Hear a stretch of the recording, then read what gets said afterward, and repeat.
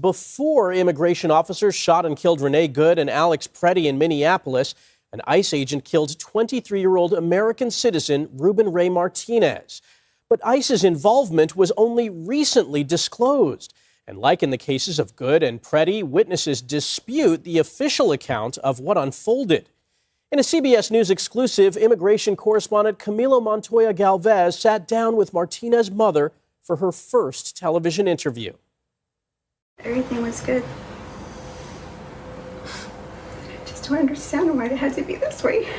Rachel Reyes' son, 23-year-old American citizen Ruben Ray Martinez, was killed by an ICE agent nearly 1 year ago. I was devastated and in disbelief. And it's bad enough to lose your child, but then to lose your child at the hands of law enforcement when they're supposed to be the ones to protect your child. ICE's involvement in Martinez's killing in March of 2025 was only publicly revealed in February, roughly 11 months later. Martinez was out celebrating his birthday with his best friend Joshua Orta in South Padre Island. ICE says one of its agents fired defensive shots into Martinez's vehicle after Martinez intentionally ran over another ICE agent. Is that something you think your son would have done? Absolutely not.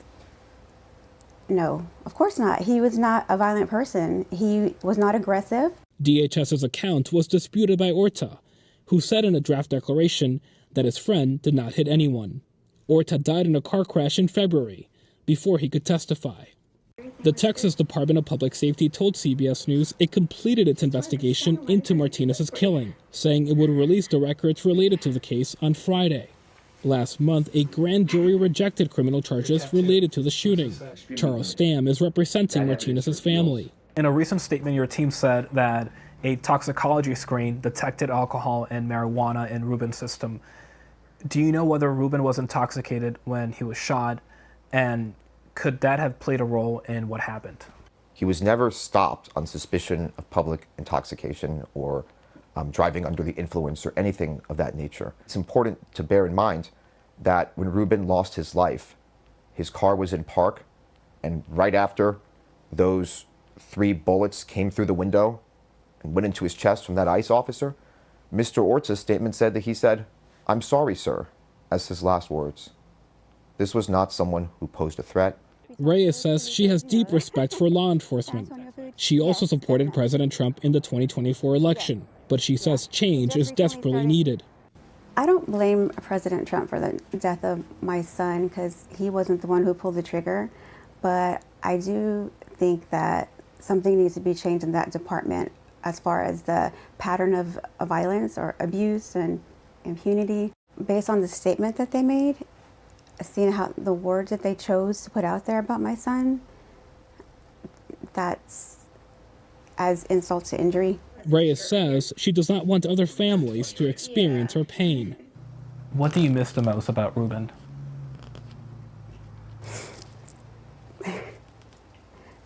Just his presence, just him being there, you know, and I'm sad because I'm never going to see his children or, you know, like the hopes and the dreams that he had. He was enthusiastically looking forward to, that it was just taken from us. And I feel it was preventable. Camilo Montoya Galvez. This is the book of Zechariah, chapter 11, verse 5. Whose possessors slay them and hold themselves not guilty, and they that sell them say, Blessed be the Lord, for I am rich, and their own shepherds pity them not. Kol Holayim La, Abanawa Yahweh, Bahashem Yahushai, Bahashem Rakak Chodash. Double honors to the elder apostles and all the bishops of Great Millstone who rule well. Salutations to the Akim out there on the highways and the byways. Salutations to the hopeful elect. Salutations to you speckled birds, you Israelite foreigners. And shalom to the Akwaf, sitting and listening in silence as the scriptures say to do so. Zechariah chapter 11 verse 5. Whose possessors slay them and hold themselves not guilty, and they that sell them say, Blessed be the Lord, for I am rich, and their own shepherds pity them not. And this is a constant thing we see amongst our people when they're slain by Esau Edom, man. There's no recompense, there's no justice, there's no vengeance brought upon those of the Edomite nation that slay our people. And furthermore, we know that nobody perishes being innocent. And we know that this is judgment from Yahweh Ba'Hashem Yahweh Shai, because Yahweh Ba'Hashem Yahweh Shai used this devil as his sword, his whipping stick, okay, to chastise, reprove, condemn, to judge Israel, man. Okay, but these damn devils have gotten so comfortable because no judgment has been brought forth, no recompense. They have not been brought to trial about their crimes and the diabolical things that they have done to the nation of Israel, man. Okay, so they believe that they're blessed and that they will always prosper and never have to answer, be condemned, or have the spotlight put on them for what they have done to the nation of Israel. And it says, and their own shepherds pity them not. Now, a prime example of that part of the precept is the mother. The mother having no blame towards the so-called self-proclaimed white man, not saying that it wasn't his fault, and talking about she's a Trump supporter and all this other stuff, just basically disregarding the slaying of her child, and also the grand jury basically also confirming that there was nothing wrong, there was no ill intent, etc. And she's okay with that. She doesn't place any blame on anybody, but yet the so-called self-proclaimed white man gets a pass, man. That's why a lot of you Israelites, majority of you Israelites, you gotta be taken out by Yahweh Ba'Hashem Yahweh Shai, because your mindset is completely off. You're a slave. Okay, you have a great abundance of Stockholm syndrome, where you literally make excuses for your captors. You literally make excuses for what's being done to our nation, man, and try to attempt to justify the oppression. Okay, the killings, the murderers, everything that is done and everything that continues to be done to our people. You literally try to make an excuse for your lover. Okay, but the Lord also stated in the book of Hosea chapter 2 verse 4 that he's not going to have no mercy upon our children. Okay, because our people have raised and attached the children of Israel to the customs, the philosophies of this whore. And we know that the customs, the philosophies, the traits of this whore leads our people to death and leads our people to be completely in the dark, to error massively, and also to lead a life to be disconnected and rejected of Yahweh Ba'Hashem Yahweh Shai, and to cleave on again to the traits, spirit of Esau Edom, man. Okay, but as you heard, from what I'm hearing is he was already parked. So basically he was being racially profiled by a goddamn Edomite. But what does the scripture tell you when you come across the Romans? What does it tell you when you come across basically the police, the slave patrol? What does it tell you? Let's grab that precept, because this is what he should have applied, man. Okay, he literally should have applied this, but obviously, from what we're seeing, I didn't see his father come up to the newscast and be able to speak. I didn't see a father, speak on his son's behalf. All you see is the mother hurt. So what does that tell you? Because a lot of you simple jakes will think and stand firmly on that you believe that the so-called Latinos and Hispanics are not Israelites, which they are. Okay, but this is what he should have done, man. This is St. Matthew chapter 5 verse 25. Agree with thine adversary quickly while thou art in the way with him. So as you heard the lawyer say, he was parked when the police, or ICE, slave patrol, aka slave patrol, approached him in his vehicle, even though the autopsy stated that he had marijuana and alcohol in his system. Okay, even if you were going to go to jail, now from you being scared for your life and you lost your life again, because this was preordained, predestinated for it to happen out this way. The Lord wrote it out for it to happen this way. Okay, and now you're in the spiritual realm. But you're supposed to agree with thine adversary. So when you take heed to do what the Lord told us to do, the Lord will fight for us, man. Especially when we're wrongfully accused. Okay, St. Matthew 5 verse 25. Agree with thine adversary quickly, whilst thou art in the way with him, lest at any time the adversary deliver thee to the judge, and the judge deliver thee to the officer, and thou be cast into prison. So you get arrested, you go to processing, you go to the magistrate before you get decided whether or not you're going to be released on your own PR, or you're going to stay in jail until your court date, or you get a bond. Okay, but majority of the time, if you cooperate, especially if they just determine that you're drunk, they put you in the drunk take, more than likely you'll just get a citation to go to court and maybe a fine, and you'll get released within a certain amount of hours once your intoxication levels go down and you're basically on the point of being sober, if that's the correct way to say it. Okay, but you live to see another day.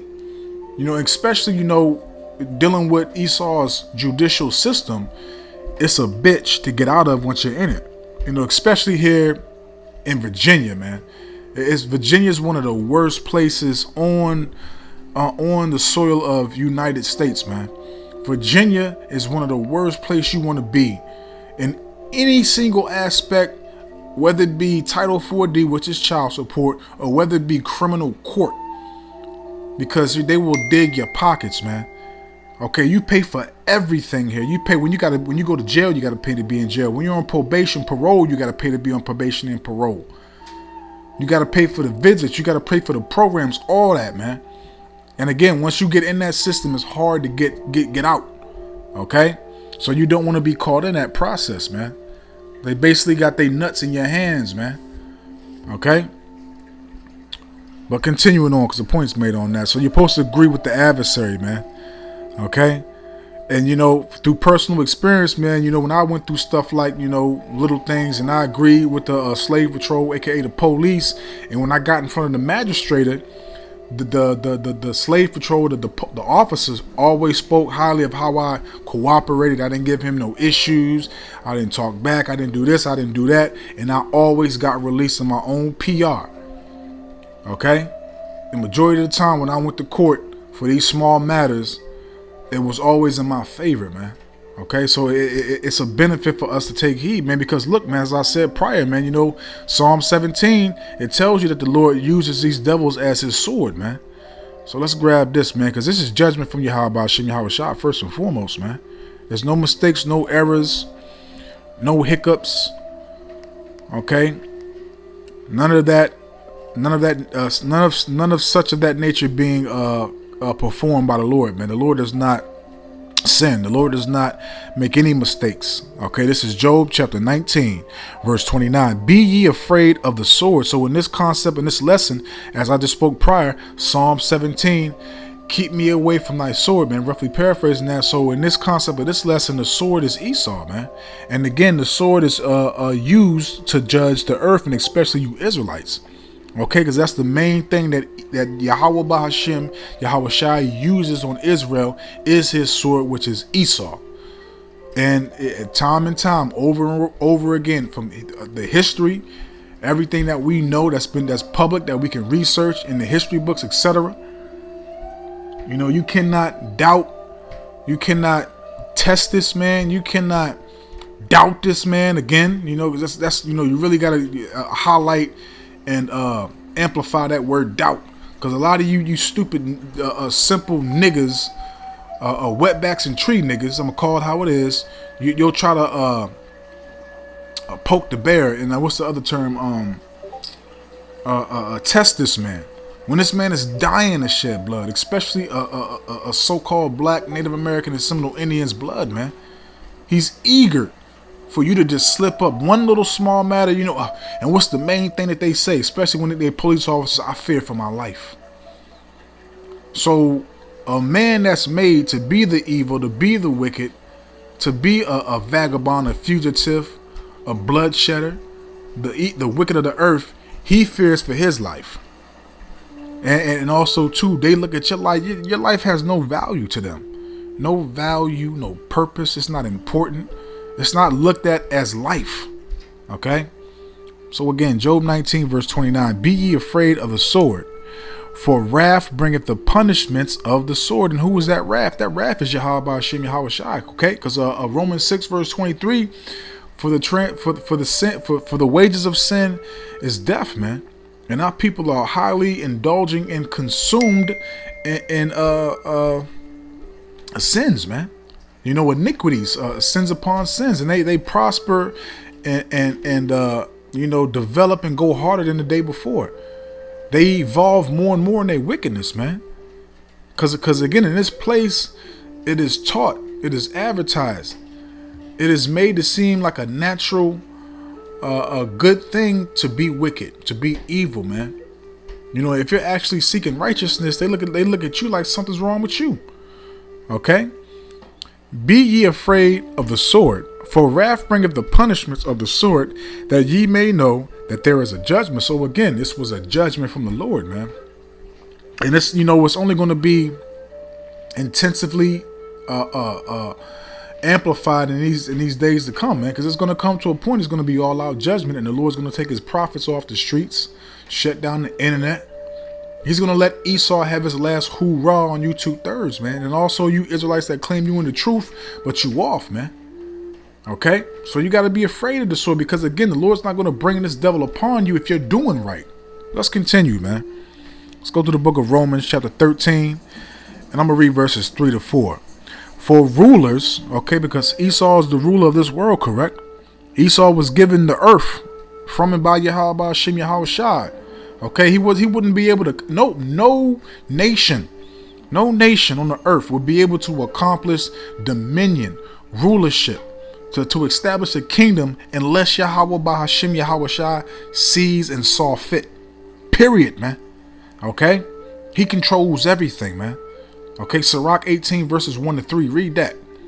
Okay, Romans 13 verse 3, for rulers are not a terror to good works. So if our people are out here doing good works, actually taking heed, hearkening to the prophets the Lord has set up to tell you how to come back to him, to do what?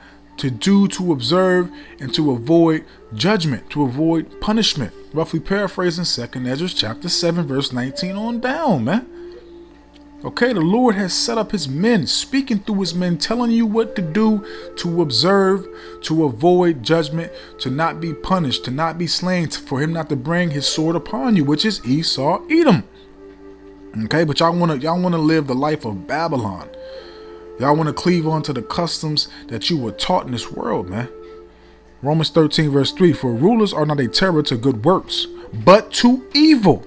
So if you, and furthermore too, why the fuck, see, birthdays is not our thing, man.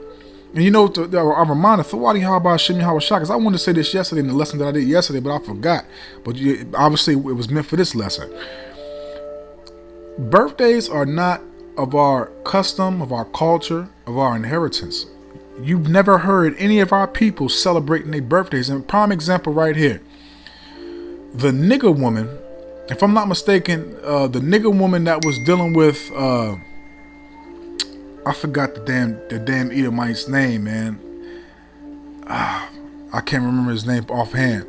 I can't remember if it was her birthday or if it was his birthday, but basically one of their birthdays was being celebrated, and the king asked the nigger woman, what does she want? And this nigger woman asked for John the Baptist, okay, John the Baptist's head. And he went and chopped John the Baptist's head off. And again, I'm not sure if it was on his birthday or her birthday, but that alone right there should just show you how wicked that shit is, man. Okay? So, you know, you shouldn't have been celebrating your birthday, Jake. You know, out here getting drunk, then you behind the steering wheel trying to drive drunk. You niggas never learn, man. But to evil, wilt thou then be afraid of the power? No, again, you want to poke the bear. You want to test this man. When this man is dying, he's dying to clap your ass. He's dying to use his service pistol. He's dying to kill a nigga. Because guess what? That's what they're saying when they're amongst themselves. Man, I'm dying to kill a nigga today, man. I hope a nigga slip up. I hope a nigga test me. And as soon as it happened, boom, we got action. Do that which is good. So do that which is good. And again, the Lord has his men out here to tell you what you need to do that's good.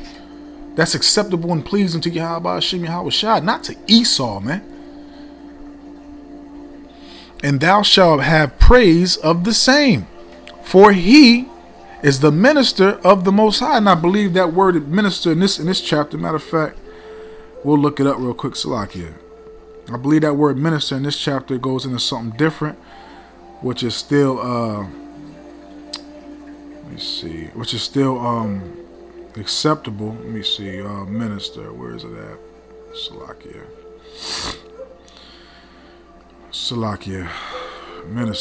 Minister. Okay, minister G1249.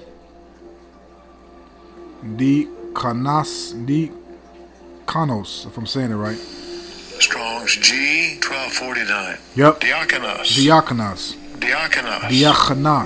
Diakonos. Okay, one who executes the commandments of another, servant, attendant, minister. The servant of a king. Hey, that's perfect. Because that's what he's doing. He's executing the commandments. He's a servant for the Lord to bring forth the judgment, a minister. Okay? That's perfect. Okay, so let's jump back. So, Salakia. Romans 13, verse 4. For he is the minister of the Most High to thee for good.